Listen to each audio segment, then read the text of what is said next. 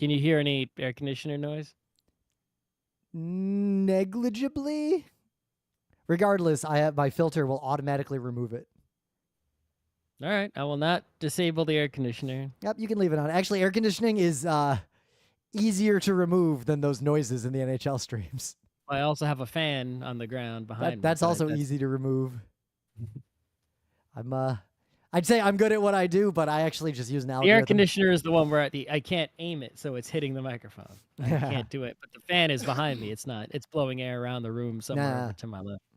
I'd say that it is anything like that is way easier to remove than those tones in the NHL streams. Mm. All right. Well, you're not going to listen to those again for for a while. It's Monday, June 3rd, 2024. I'm Rim. I'm Scott. This is Geek Nights, and tonight we are going to make some predictions about technology for the years 2025, 2029, and 2034.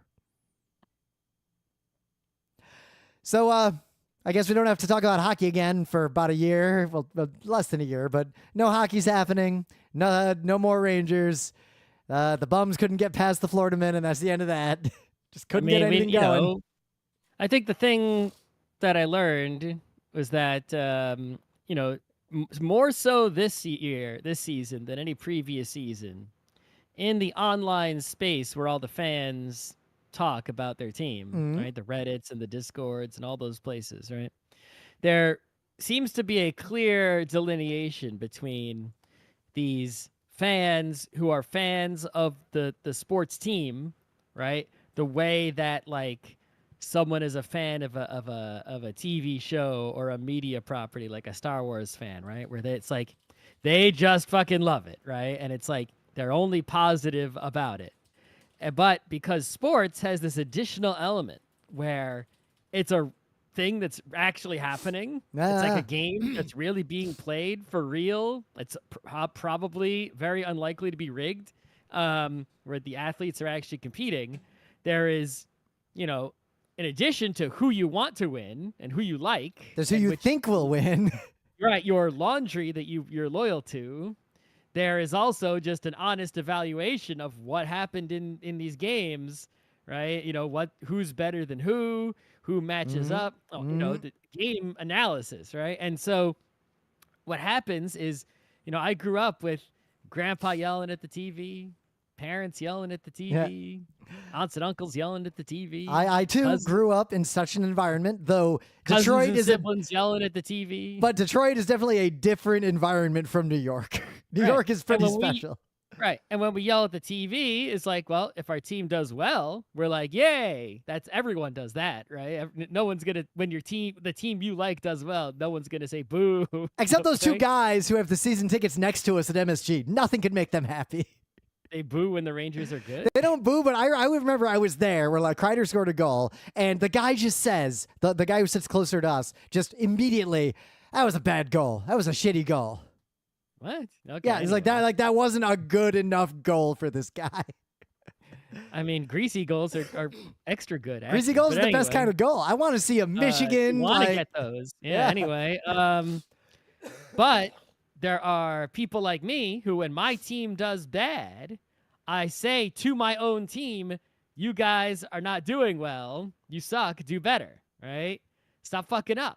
Right? You pieces of shit. Why can't you bums? See, right? I will say you bums do better, but also I'm like, good job. You had a good season. You made it 3 rounds in. Nice job. I mean, but there are other people who are like, even when their team is clearly going to lose, they're like, I believe. No, we're, don't stop dooming. Stop saying we're going to lose. And it's like, I wouldn't say I'm not saying we're going to lose because I'm like, some pessimist, right, who just always thinks the worst is going to happen.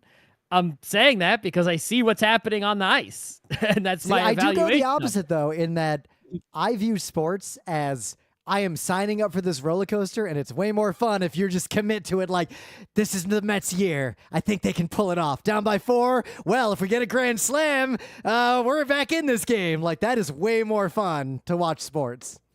I mean, okay, but I've seen... I guess if you were a fan of some other team somewhere and you had a different experience at some point, right? Like actual good teams. But here, I've seen too much stuff, right? I've seen Luis Castillo just drop a ball and lose, right? Lose a game. I've seen Matt Dodge kick the ball right to Deshaun Jackson and miss the playoffs. When we lived in Beacon, we were already doing Geek Nights at this time. I had Mets playoff tickets in my hand, paper tickets, right? In the times when those were a thing, I had these tickets, and then in the final game of the season, the Mets lost and therefore missed the playoffs, and I had to wait to get a refund on the tickets that I had, right? And so when you have these New York experiences, you end up being a person who enjoys sports the way I do and expresses sports fandom the way I do. And also, while I don't think that positively about the kind of people who called into sports radio when that was a thing, right? There is still an element of, you listen to sports radio, some guy calls in and says a bunch of nonsense, and it's like, that guy, what's this nut job calling into the radio here? But you got your own non-nonsense, and you're just not a big enough nut job to call in. Well, I'm a big fan of just rolling with the team, ride the roller coaster, but I'm also a big fan of, and I'm glad that this is happening increasingly in hockey as well, because football actually really pushed it first, I think, in the U.S., more expert commentary, more like people who know what the fuck they're talking about, explaining what happened in a game. There's really not enough of that at all, I think, in hockey. I'd say we have more now than we have ever had, but it's still a trickle. Yeah, but it's insignificant, right? Most of the coaches and people, they just do not talk X's and O's. Yep. In order to learn any of this stuff, you either have to get personally involved in hockey, or you have to read books. There's a few books that talk about actual strategy of hockey. And it's that's about it. The media never talks about it. They just talk about who's got a good contract, who's getting traded where, right? It is interesting because as much as I think esports commentary still lacks a lot for a lot of reasons. That's not the scope of this show. But partly because of the overlap between people who play and people who watch esports, I find that most esports commentary is very much he's losing this game because of 15 acronyms in a row and then an extremely detailed analysis of why this guy clicked wrong and now they're going to lose. Yeah. But anyway, there is a conflict that is happened and is still happening, right, amongst fans of teams when some of the fans have a different attitude. They express their fandom in a different way. The people are always positive no matter what, and then the realists who are I see my team, I want them to win, so do you, but I see them sucking, and therefore I'm not going to lie to myself and say they're great when I just saw them stink it up. I am very much the it's still good. It's still good. I will ride that. Well, they could if they win the face-off. If they win the face-off, they could tie it up. I still hope that they do. That's what I want, but I don't believe that will actually happen if the evidence has not been presented. I don't know. I don't know what's going to happen. Right. It's still possible. I hold on to that possibility, but it's improbable. And I acknowledge the improbability. I'm not going to be it's going to happen. I'll be I hope it happens, but I don't feel it. Yeah. I was feeling it in about the first 18 minutes of the last two games, and then I was not feeling it, and an increasing rate of not feeling it minute by minute throughout the remaining 60 minutes of those two games. All right, anyway, it's a tech day. So in the news, one big one, there was a massive data breach of both Ticketmaster and Santander, the bank. And there's a lot to unpack there, way more to unpack than we could fit into a news segment. So I'll link to a couple articles, but a few key takeaways. One, it looks like Ticketmaster, so Live Nation, wouldn't even acknowledge that this happened for 11 days, despite the fact that it was obvious that it happened. The data was. You're not gonna acknowledge it unless you have to, right? Yep. Why would you? If you're them. Yep. But two, it seems to be a bit, so it's tied to both breaches, which are massive in scope, seem to be linked specifically to a third-party technology provider that, unless you work in tech, you probably never heard of them, called Snowflake. Snowflake's kind of a big deal. Well, it's not real. It's Snowflake was involved, and so was Okta, but it's actually not anything either of them did super wrong, right? Even though I really don't trust Okta at all. Okta basically is you want to have logins for your company or for your system or both. Yep. And see, you rather than have your developers code a login system or use an off-the-shelf login system like Keycloak and then have to have IT guys maintain it, Yep. you pay Okta, and then you just have to integrate. You have to duct tape Okta onto your system. And now all your employees and maybe your customers and clients can log in to your stuff with Okta. Yep. And it's just taken care of. And it's like, that's a reasonable product. Yeah, because on one hand, if you're not selling centralized login, that's not the thing you're selling. So obviously, outsource that to someone good. But Okta in the past has had issues. It's actually not really great at what it does, in my opinion. It's kind of janky, but a lot of people use it. And in the past, it's had problems, but here it didn't have a problem. But it was part of the equation, right? Snowflake is a database. But it's not like a Postgres database. Basically, what it is it lets you put massive amounts of data on Snowflake, right? And then actually successfully query it. Whereas, like, if you tried to put that much data in like a Postgres table, you would have to build up tons of infrastructure to get it to be able, partitioning and pool it. You had to do all sorts of extra shit. It wouldn't just work, right? So with Snowflake, it's like you pay them, you just dump your shit tons of data onto them. You pay them money, right? Because they're running the database in their cloud or whatever. And then you can, it's good for analytics data where you've just got so much stuff. Like imagine if you're like, just tracking like every visit to a popular website and then you want to query that and be like, it's not easy, right? How many people visited at 10 a.m. in the past year? It's like, good luck. But Snowflake can kind of do those things. And they were using Okta. But the problem was that some employee, someone, socially engineered or who knows what, and got there's employees. Conflicting discussion around what happened, and everyone's being really cagey about it. Yeah, they got the employee's Okta credential, which means they could basically log into all the systems as the employee. And then even though they were logged in as a Snowflake employee, which is what I've seen in the reports, they were able to access Ticketmaster data, which is like, what the fuck? Well, according to this article, Ticketmaster data, Santander data, and the data of potentially hundreds of other companies.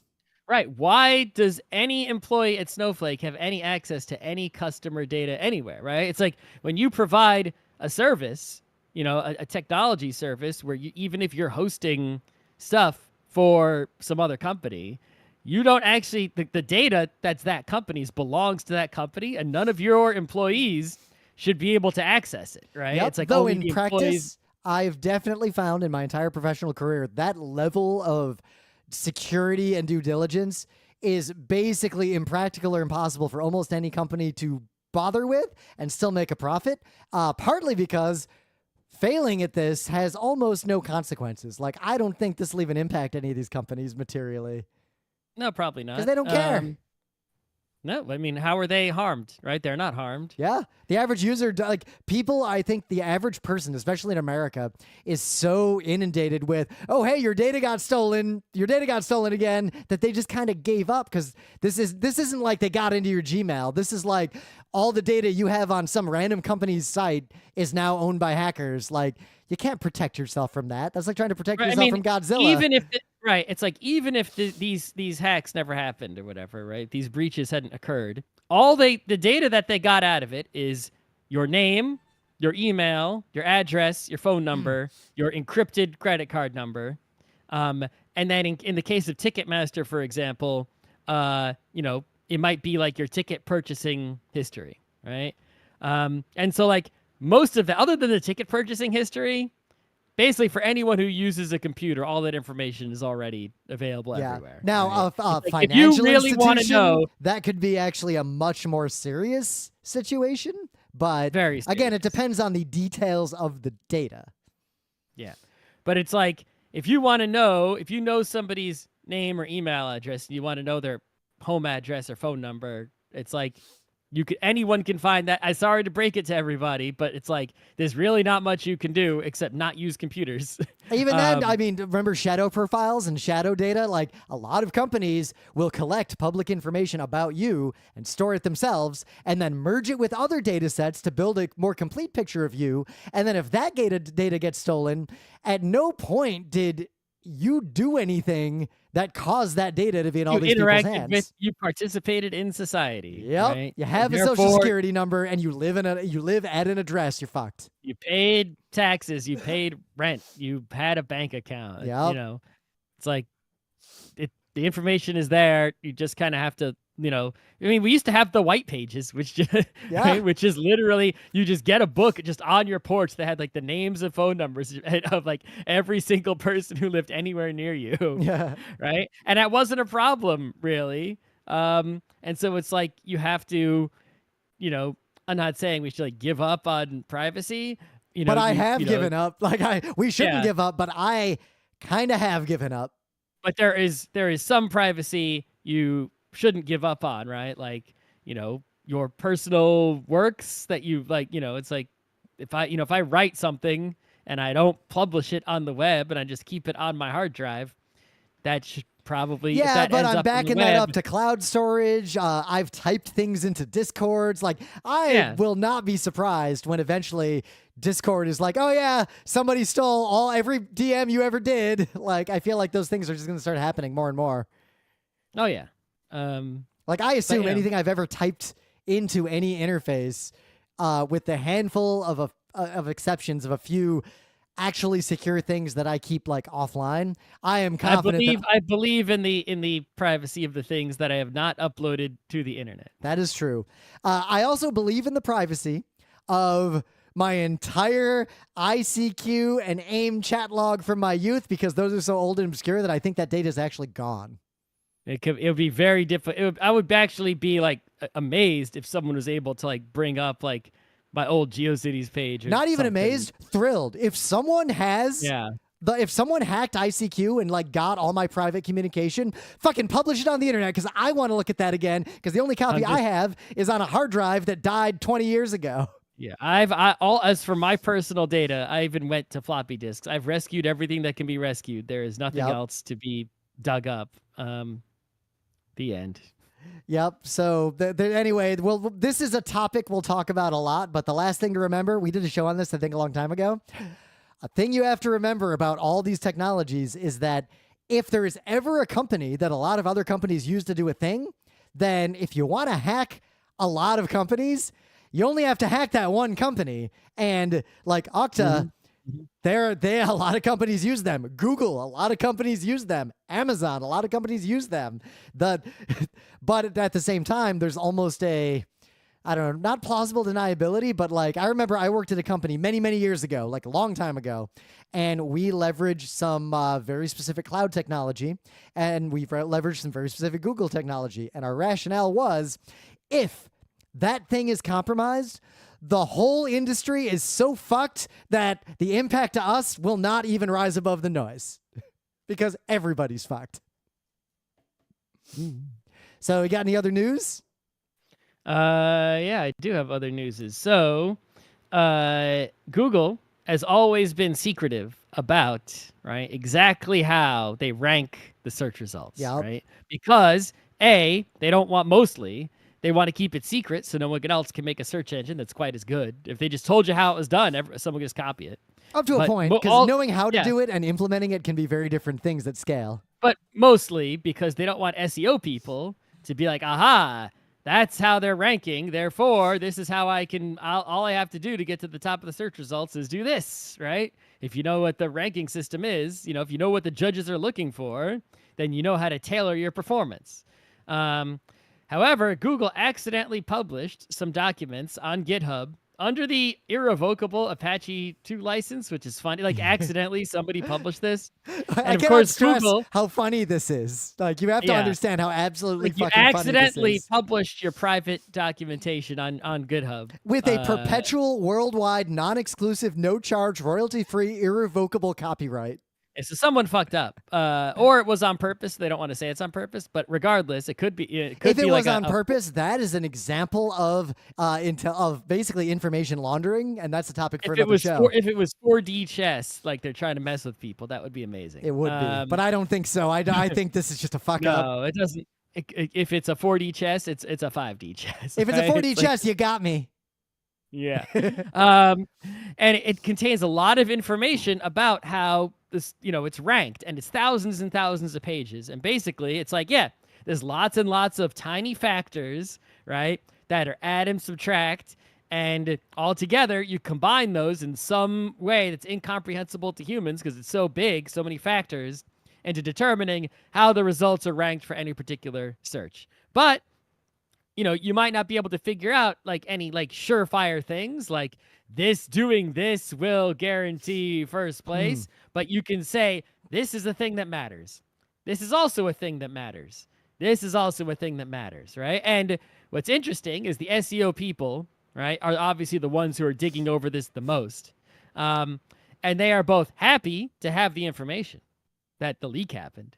They're also upset because a lot of the things that are in this document conflict things that Google has said in the past. So either the document is wrong or Google has been a liar. Yep. One specific example, Google said over and over and over again that the number of times people click on a link has no bearing on search results. And yet this document explicitly shows that is part of the algorithm. Right. So it's like, if people knew that was true, they would just set up bots to go to do Google searches and keep clicking on frontrowcrew.com results, right, all the time to get them up ranked. But I would argue at the same time, Google doesn't want people to do that. If Google was actively lying about how it works to trick shitty SEO people into doing stupid things, then I applaud that because SEO is a garbage task for garbage people, and I hate it. Yeah, obviously. But this is just really interesting. And it's also kind of gives you, Google is like, don't go trusting outdated or incomplete information that may have leaked, right? It's like, how outdated or incomplete is it? Or, who knows, right?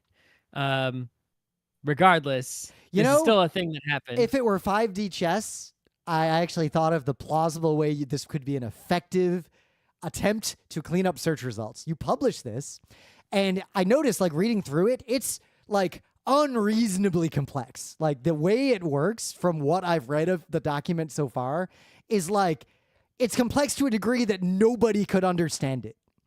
And if I wanted to trap a bunch of SEO people into wasting their time, what better could I do than publish an authoritative document that is basically impossible? It's like it's like trying to trick people into solving a stupid hash for no reason.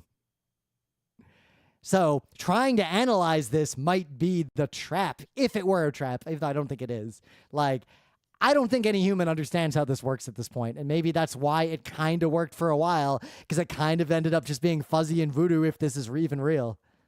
So in some other news, Twitter is increasing. It just continues to try to prevent. Yeah, we said we wouldn't talk about its downfall unless it downfalled significantly further, and I think it did make a significant further downward step today. Which is amazing because it did a thing that, if done correctly when Twitter was still kind of okay, would have made Twitter better in many ways. Precisely. Now they're doing it in a way that will make Twitter worse, and they're doing it for the wrong reasons. It's hard to express how bad of an idea it is on the current Twitter. Right. So what they're going to do is they're going to allow people, right? They're giving you permission to post consensual, adult, sexy content on Twitter, right? Naked peoples. Yep. I don't know if it'll allow you to show people getting it on, but at least they're going to let you show the human body not covered up by clothing, as long as it's consensual and labeled so that they, as such, right? If you just go and post it but don't label it, or it's non-consensual, according to their policy and their statement at least, that is not allowed. So on paper, that's good, right? But the reality is that they can't even moderate what they've got already. Yep. How the hell are they gonna? People are gonna post all kinds of non-consensual crap and get away with it.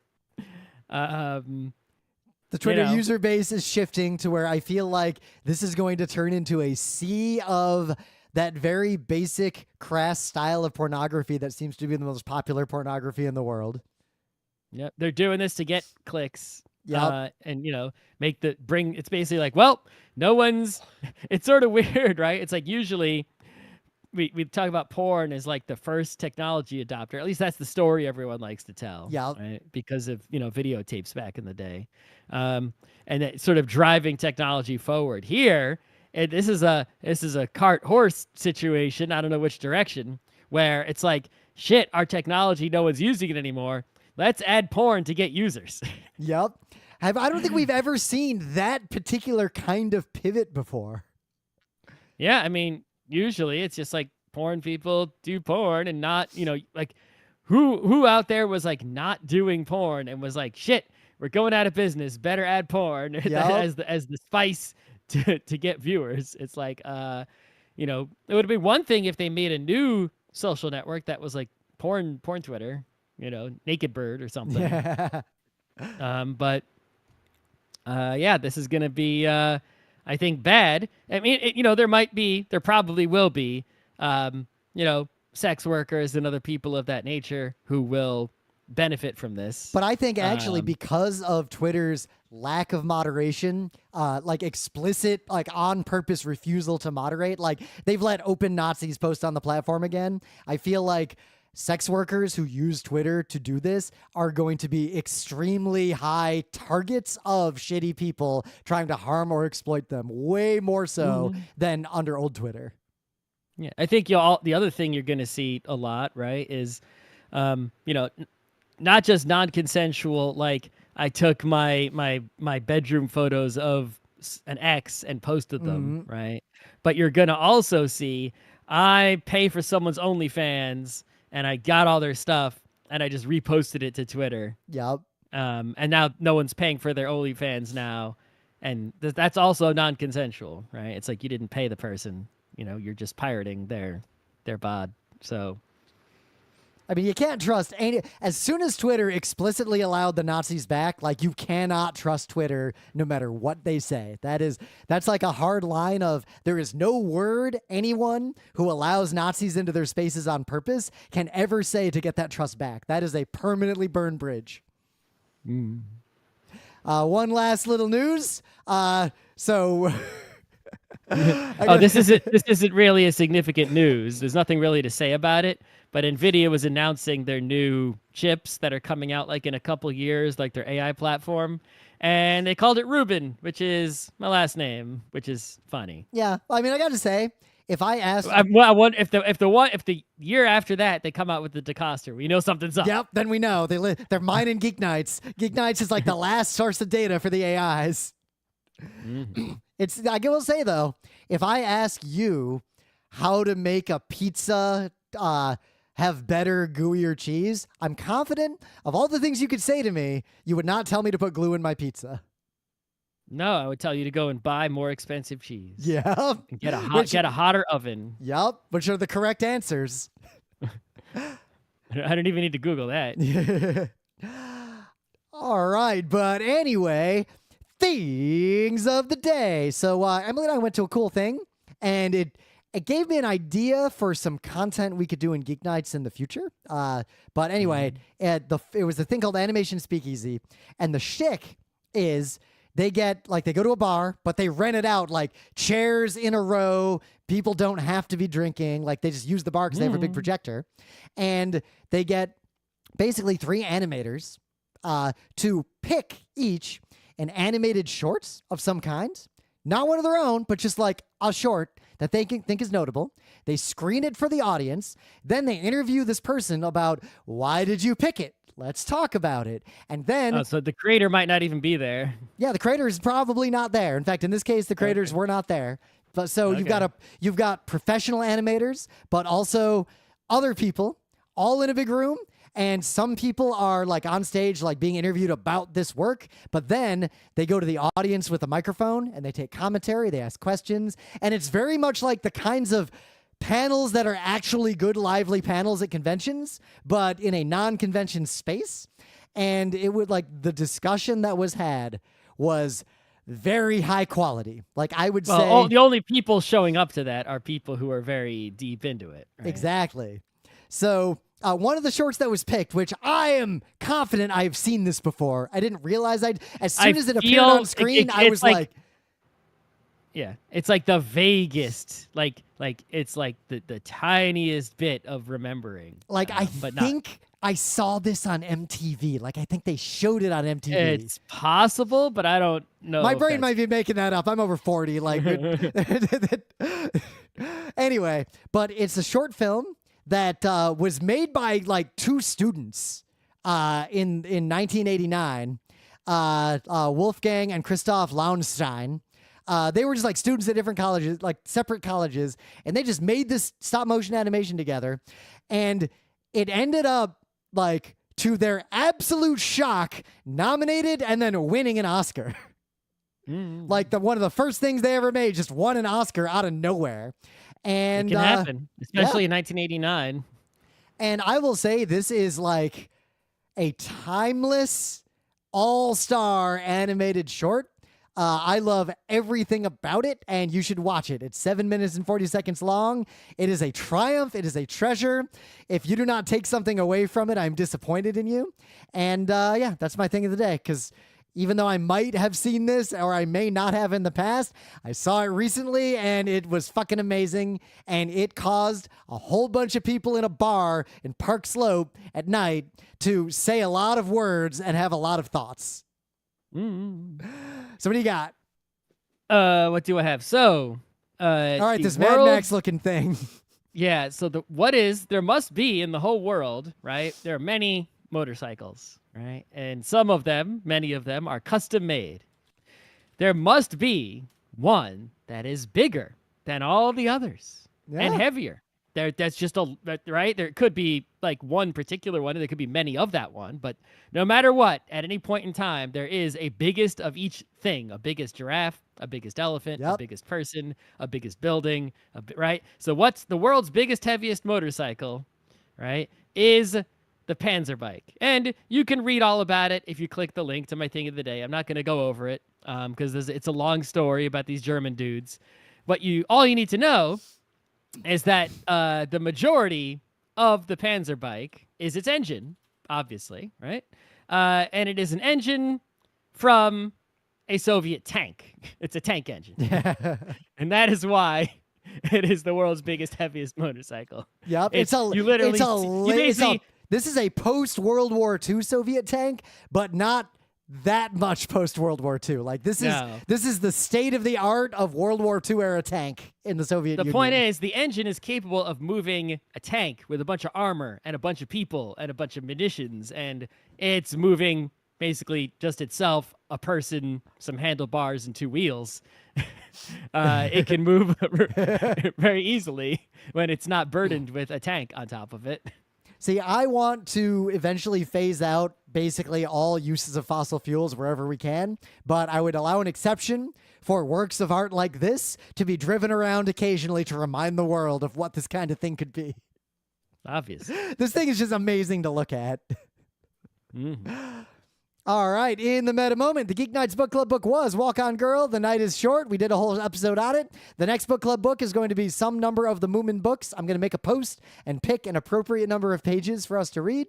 I don't think it'll be a long book club, but I think it'll be a more poignant book club than Scott is expecting, based on my knowledge of the Moomin Troll books and the sheer amount of melancholy that is interspersed throughout these charming children's books. We could have read Fear and Loathing on the Campaign Trail by Hunter Thompson, but we're not. All right. Any other meta stuff? I guess PAX West hotels are on sale. Like badges, I guess, will be on sale soon. We're going to be at PAX West. They got a new thing going on where I think for a limited time you can buy a badge bundle, which is a new thing they're doing, which lets you buy like a 4-pack. Let me just check to make sure they're still on sale. yes, you can still buy like a 3-pack, a 4-pack, or a 6-pack of badges. All of those badges in that bundle will be for a single day. So like if you want to bring a family of 4 on like just Saturday or just Friday, right? There's a discount for that. But I think there is a deadline of June 20th. Well, they will no longer sell those bundles. Mm-hmm. And then if you will be forced to buy single day badges, each single day badge is $66, no matter which day, which I think is not cool for Monday, actually. And then, of course, there is the 4-day badge, which is I want to do the full packs, which is $250, which is only a slight savings because if you think about it, 66 times 4 is $264. You're saving $14 when you buy the 4-day badge. $14 is less than one cocktail at a rooftop bar in Seattle next to PAX. Yeah, but if you buy the 4X bundle, right, of badges, you're saving $26. So I guess that's significant. It's not nothing. Mm-hmm.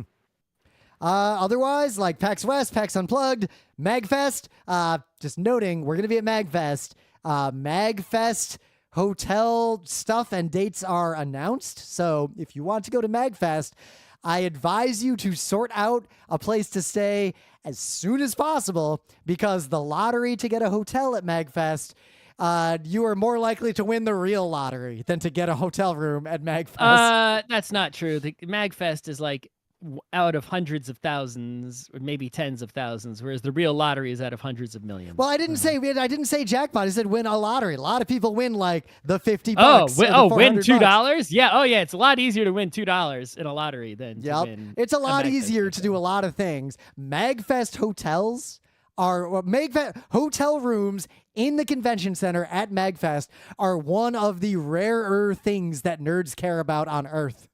You can get one by staffing at MagFest. You can, in fact, and MagFest always needs with staff. Some people. You have to share with some people, but, you know. Yeah, we talked about this in the MagFest episode, but if you were ever on the fence about going to MagFest, I recommend trying to go to this one because as we've come out of the pandemic and we're possibly entering some dark times and a lot of conventions are getting more and more infused with capitalism, I just want to say MagFest has kind of gone in the opposite trajectory from most of the rest of the conventions I'm aware of, excluding furry conventions, which have always been on this trajectory. Mm-hmm. All right, let's get into it. We did an episode of Geek Nights long time ago, back in the year 2000. We did the episode in 2010, and the episode was predicting technology things for the future a year later. And I don't have time to listen to that episode, but I'm going to go back and get a transcript and figure out what predictions we actually made. And we'll probably do a future episode of Geek Nights where we will tell you all what we were right about and what we were stupid about. But we're going to try to do something like that now and make some technology predictions about some... It feels like we did this many times in the past, but I just can't find those instances. I only found the one. I'm going to tag this episode. I'm going to remember it. We're going to give it a good title. But I guess the promise is we will, 1, 5, and 10 years from now, do an episode to revisit these, assuming we're still around in 10 years. A lot could happen. And see whether our predictions were good or bad. Also, cynically, this will make sure that at least 5 years from now, if Scott and I are struggling to come up with the Monday episode, we're going to look at our queue, and I'm going to see a note that says, hey, you did some predictions 5 years ago. There's an easy episode.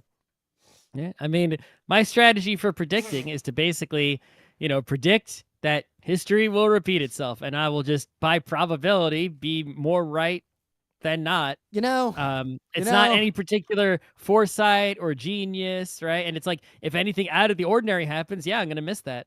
How can I possibly predict that? I'm not going to lie, looking at the fact that the geopolitical situation in Europe and the United States mirrors events of between 40 and 70 years ago to a degree that is extremely uncomfortable. And also not exactly, I am not shocked by all of this in retrospect, let's say. But at the same time, sometimes things destabilize. Yeah, I really want my team to win, but I won't be shocked because I see them. Yep. I really want certain things to not follow the trajectory that they followed in the 30s. So anyway, we're gonna go through a list of topics first and discuss them on the 1, 5, 10-year timeline. And then, I don't know, I have a handful of very specific predictions, but not that many because I remember we saw a talk a long time ago where Jane McGonigal was talking about like forecasting the future. And I think she cited, I forget what she cited, but she cited this paper that basically said, it is fucking impossible to predict things specifically 10 years in the future. In the modern world, 10 years is basically infinity years. Yeah, if you think about 2014, right?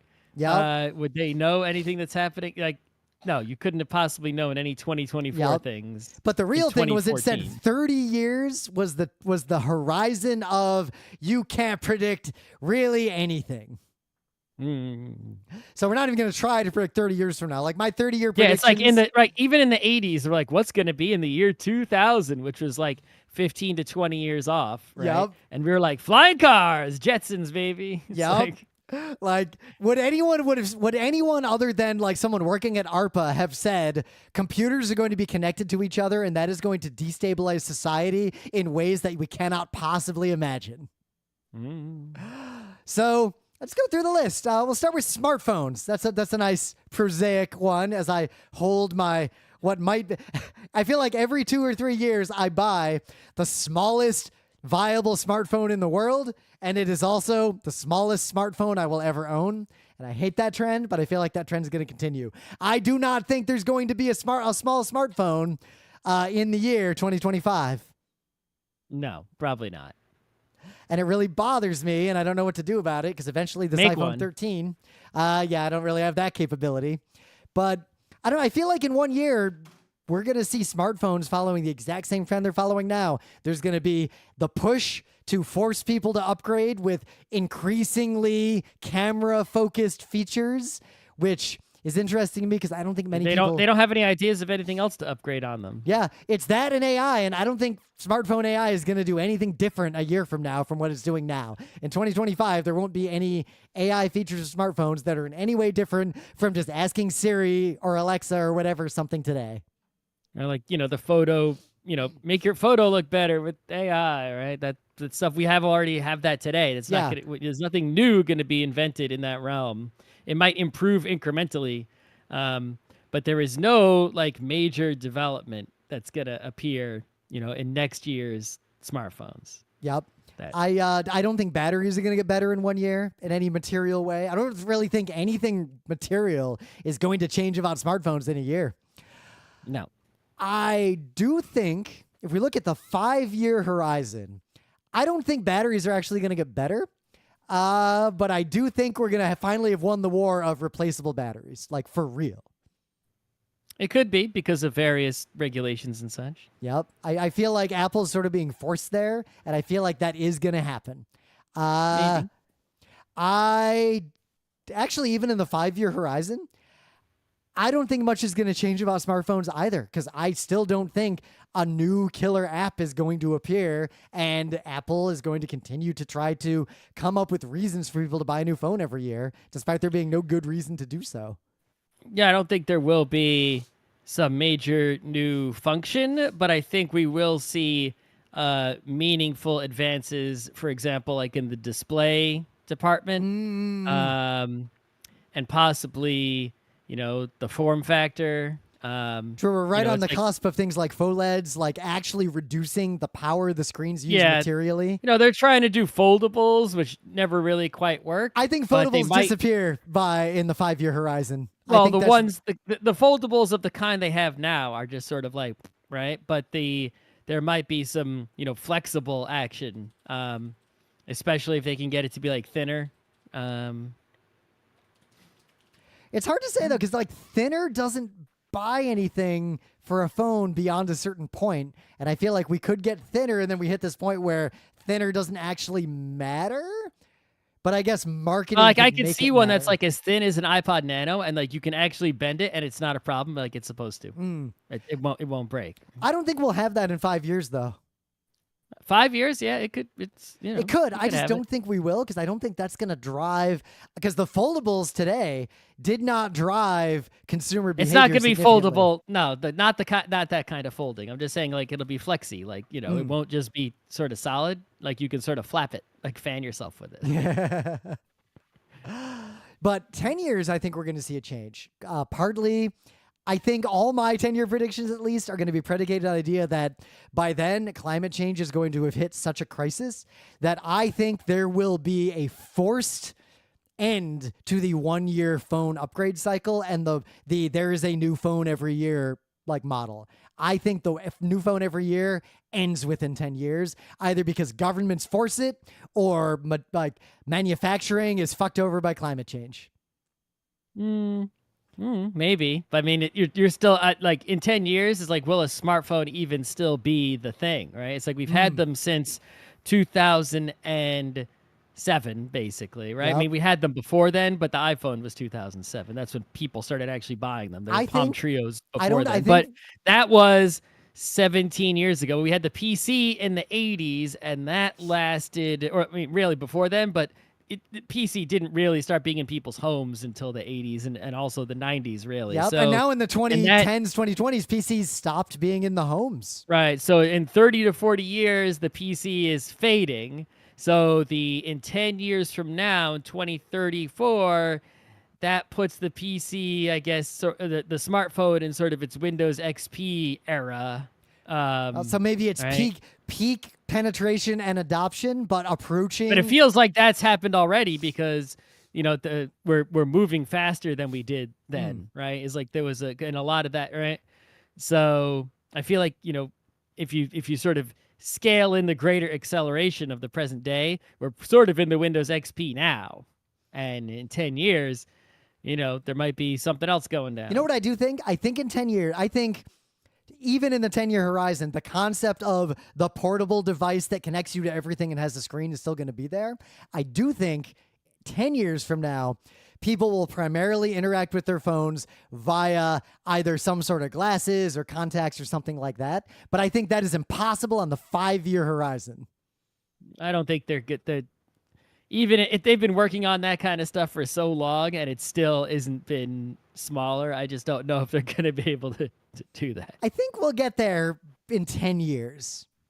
I don't think we'll get there in 5 years. I think 5 years, almost nothing is changing. But 10 years, it's either we're going to have... They've had VR headsets for 30 plus years and they still aren't that much VR headsets, though, have not gotten that much investment outside of installations and like like Apple did. Look at what Apple did. It's like they got all the money and they still, that's the best. I think Apple missed the mission, though. Apple included a lot of features that were fucking worthless. I think Apple actually made a huge miss on understanding what people would value about that kind of technology and went too soon to the wrong market.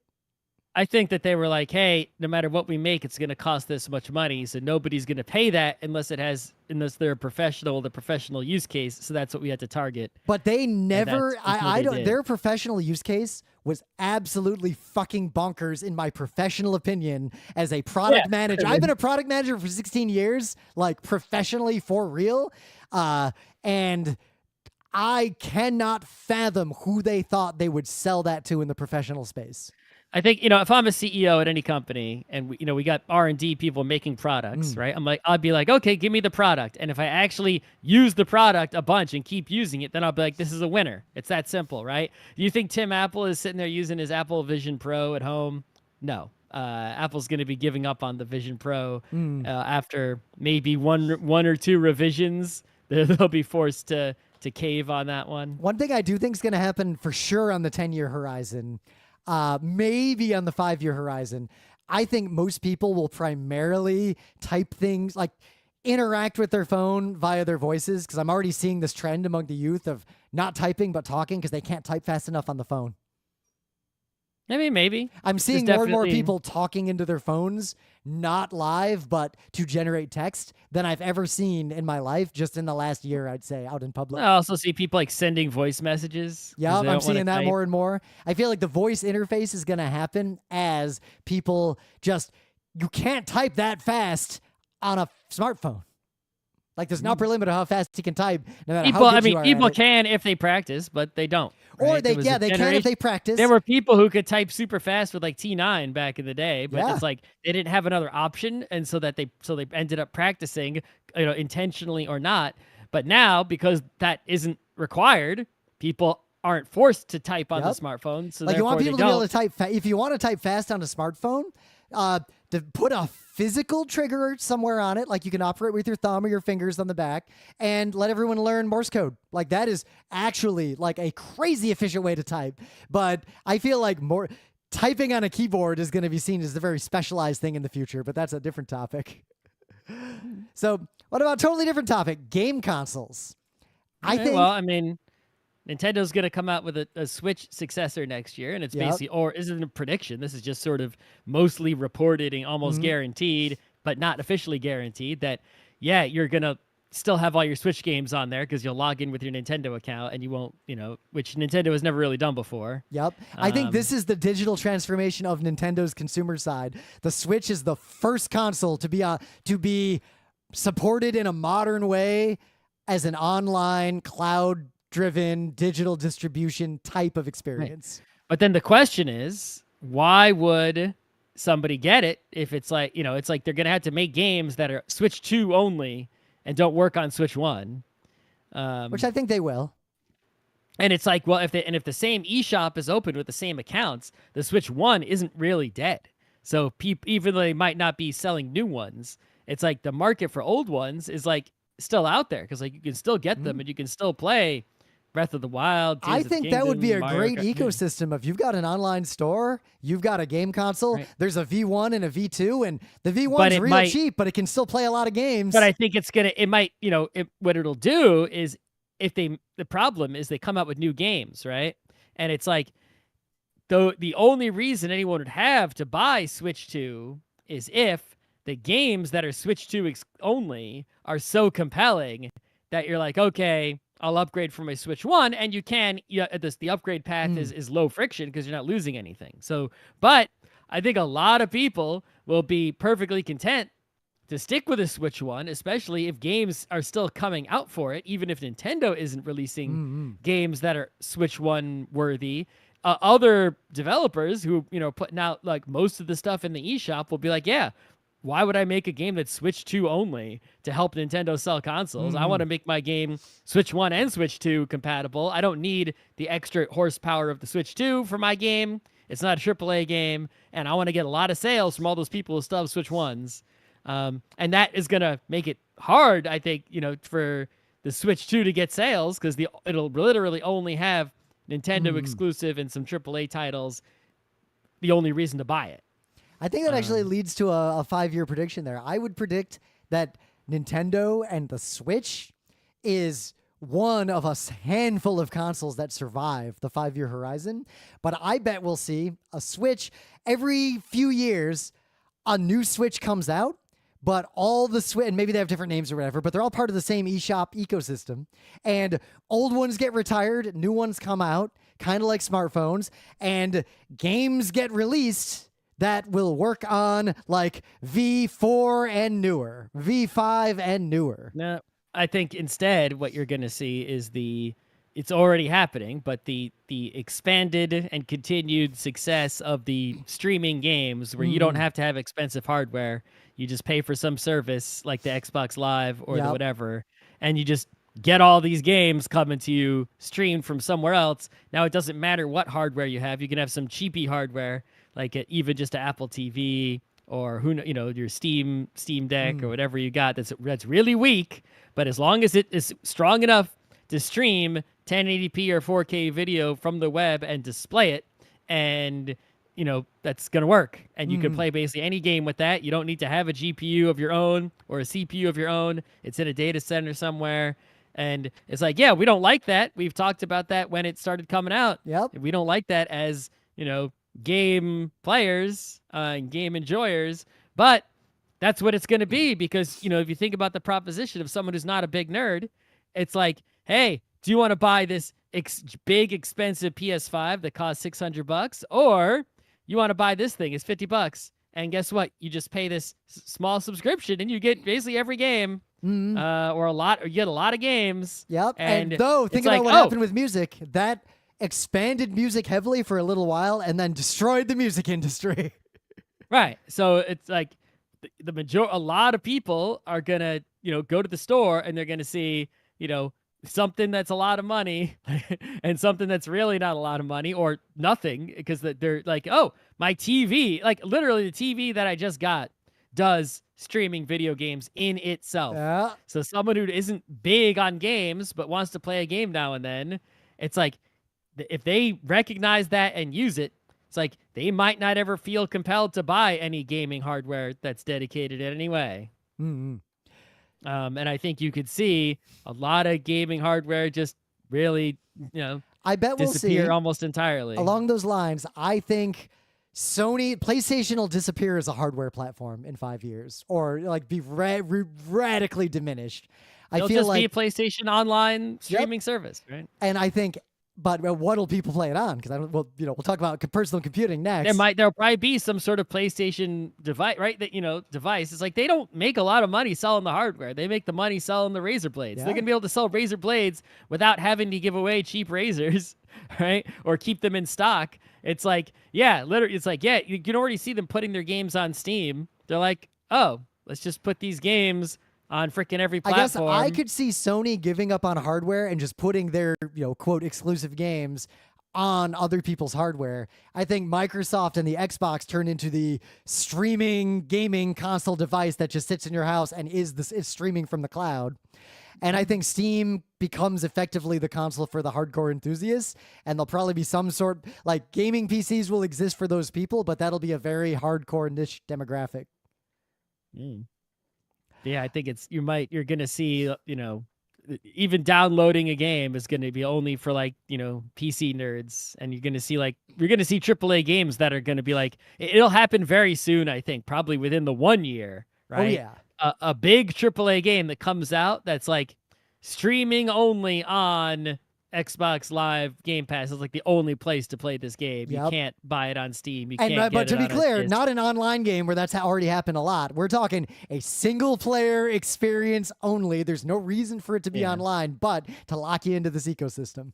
Yeah, and and unlike say a Netflix or whatever, or the streaming video services, where like you're just interested in a few of them, and so you have to like keep switching between them. I think a lot of people would be, whichever one of the game services they pick will have so much shit, they'll be content not to go to any, to have multiples or switch around. I think they will lock you in by holding whatever cosmetics or in-game they got your save. They got your save game in there. Yeah, you got to keep paying forever, or the save games die. Yeah, they could do that. They could easily do that. All right, I think we've gone on long, so let's just do two more. I'd say personal computing is a big one because I think the 1 year prediction already happened. Like, only mega nerds and professionals have workstations anymore. Like that's it. Or even laptops, really. Yeah, I would say I work. Most in a people just have phones and tablets. They don't have anything else. Most adults I know who are technology professionals who are not in my like nerdy friend group, there is no computer in their house other than smartphones and tablets. Not even a laptop. Well, I guess that they might have a smart TV or some sort of TV thing. Yep. Right. They do not have general purpose computing devices running something like Windows on them. Right. It's like they might have game consoles and other devices to handle computing entertainment. And it's like they're not doing any production, so they don't need any computer to do that. And then all their communications are with their phone. And it's like, what other use case do they have? Yep. Right. That they need a computing device for if they're not production or something serious. I think it's only two things. It is creation or production of things using the computer as a tool, or that hardcore demographic of gamers.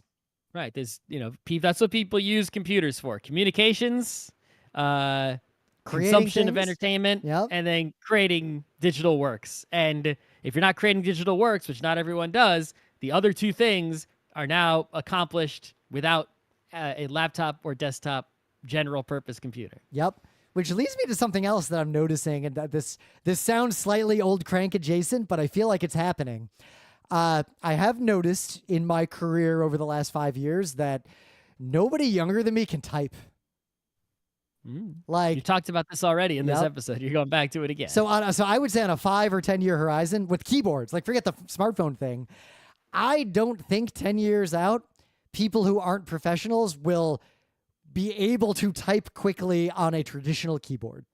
I think people who aren't professionals already can't type on a traditional keyboard. But I think like it's going to be like someone who uses a keyboard to type things 10 years from now will be seen as either a like super professional tool or weird. It's like, well, the people I work with are all software engineers, you know, and other office, or at least I call it least the demographic people who can type a paragraph, because that was the only way to interact with your friends on IRC when you were a kid was to type a paragraph like before they typed one.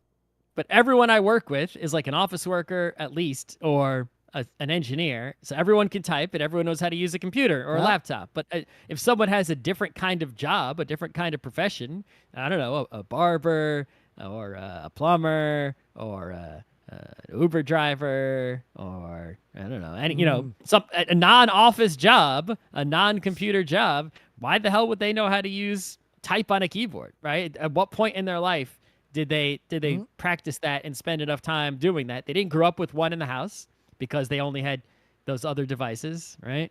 They didn't do it in school. Or they did it in school, but not very much, right? They said like write a few papers maybe or something. And so some people will learn in school, but a lot won't. Especially if they're using various like AI tools to do a lot of typing for them, or speech to text, or who knows what, right? And that's how it is today, but it'll just get more, I think, exaggerated. There will be, people who know how to computer and people who don't. There'll be this, I think it's going to cause a particular kind of divide, but again, this isn't a new trend. We've always seen this divide. My entire life, since the internet became accessible, people who were savvy about how to leverage that tool and knew the technology tended to communicate more with other people who had that same set of skills and less with people who didn't. And I think that's driven a lot of social evolution over time. Yeah, I mean, if you go to online spaces, like say, it's like a web forum. It's like pretty much everyone there is someone who can type, right? If you go to a Facebook, it's like, well, there's a lot of people there on phones. Who knows what kind of, people are in, right? And so, but people who know how to type and how to computer aren't going to be going to those Facebooks as much, right, as some other spaces. So there is a definite, gathering to where like those people are going to, at least in the digital realm, everyone's in the digital realm because you don't have to type to be there, but there will be, there's more separation between those people. They don't really see each other. I mean, even in my life today, in all the private spaces I'm in online, it's definitely true that now the people I know who can type faster are more able to express themselves in those spaces. And the people who cannot type fast often struggle to keep up with the conversation or get their ideas out because the people who are typing just move past them. All right, last one. Maybe they should use some more speech to text then. Maybe they should. I think that would be better. Or learn to type. Yeah, I mean, being able to type very fast has been very important to my life. Like, for real. It's one of the skills I cherish the most. All right, we've gone on long. Last one, because machine learning and AI has been a pretty big topic / problem lately, and it's only accelerating. I'm going to say 1 year out, machine learning and AI for most people is going to be worse and do worse things and not help them materially. And I think models are going to get worse. Answers are going to get worse. Misapplication is going to make machine learning feel like a dud to a lot of people. But at the same time, I do think machine learning is going to be used behind the scenes in places most people don't pay attention to. I think it's going to drive a lot of scientific research. We're already seeing that, but it doesn't really make the news. It's not understood very well. But the average person trying to use AI in their daily lives, they're going to see it increasingly tell them to eat rocks and put glue in their pizza. Probably. But, I think there are the uses that people will see that are legitimate and good in their everyday lives are going to show up just as features, your photos when you take them, auto photo improver, which you already have. But, those things are going to, increase, right? Yeah, they'll just be better and you won't notice. Edit, spell and grammar check my text better than the current methods, when I write my essay for class or, things of that nature. but you're not going to see, I'd also think a lot sort of like, how in the early days we had, like Napster and peer-to-peer networking. Yeah. It was like a dangerous Wild West where everyone was pirating all over. Yeehaw, it was real easy. Everyone was doing it. And it's like, you can still do it. There's no one actually ever put a stop to that. Yeah. Really. Like I remember when Napster died, I didn't notice right away because I was connected to like 10 WinMX nodes. Yeah, like, using direct connects and WinMX and all these other things. It's like those things never went away. They're still there. You can still pirate things. BitTorrent is still there. But it's just sort of like been like pushed into like this dark realm. And I think you're going to see a similar thing where the darker uses of AI or AI machine learnings and whatnot, it's like you can't get rid of them, right? Like the porn generation and whatnot.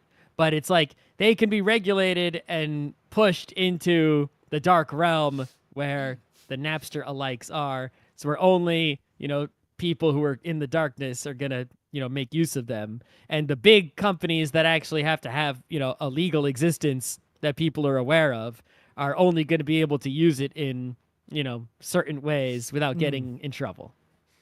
I think on a more like 5-year time horizon, though, I do think we're going to see machine learning models and machine learning systems that are capable of doing, it sucks because there's a lot of extremely shady people making wild, fucked up, made up claims with no knowledge or backing about machine learning. But I think accidentally, many of those claims will become true 5 years from now as the technology advances. I think we're going to see machine learning models like writing novels that are better than the average novel written by a mediocre author.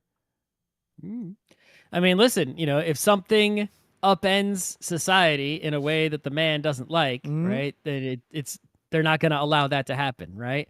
But it either has to society itself gets upended and then therefore the man is no longer in charge to keep that down, or it itself is the reason that society is upended. Right? But if something threatens the status quo seriously, as AI is doing in some ways, then, the status quo will put out that fire. Well, I think one that is going to become a fire and not be addressed by the end of 5 years is that semantic apocalypse of if it's cheap enough to spew out human plausible content, the internet is going to become a sea of 99% of made up AI generated bullshit. And I think that's going to force a lot of people who are in the know back to human curation, more private places, here are the links to good places on the internet to find things. And anyone who doesn't know about those places is going to see just nonsense from search engines farming nonsense. Yeah, we might see two internets. It might be like an internet of, like just like the real world, right? Where we made countries, the internet might become like countries, right? Not necessarily aligned with the geographical and political countries that we have. But here's the internet where humans talk to each other and there was a Butlerian jihad against spam and advertising. Or it's like all the people like this, go to these websites or use these servers, or maybe even have like a VPN kind of network that they're all on and you have to get into, or they're federating with each other and no one else. Yep. And it's like, you can travel to other countries and see what's going on, but it's like most of your stuff is going to be with, in a certain sphere. Yeah, but you know what there won't be? There will not be full internet search. I think the period of time where you could go to a website and search for something. I think there still will be. It's just that so much of things will be not publicly accessible that it won't be able to search a lot, right? It's like won't be a full internet search anymore. Parts of the internet. I think about how much stuff is just like Discord. How much content is in Discord?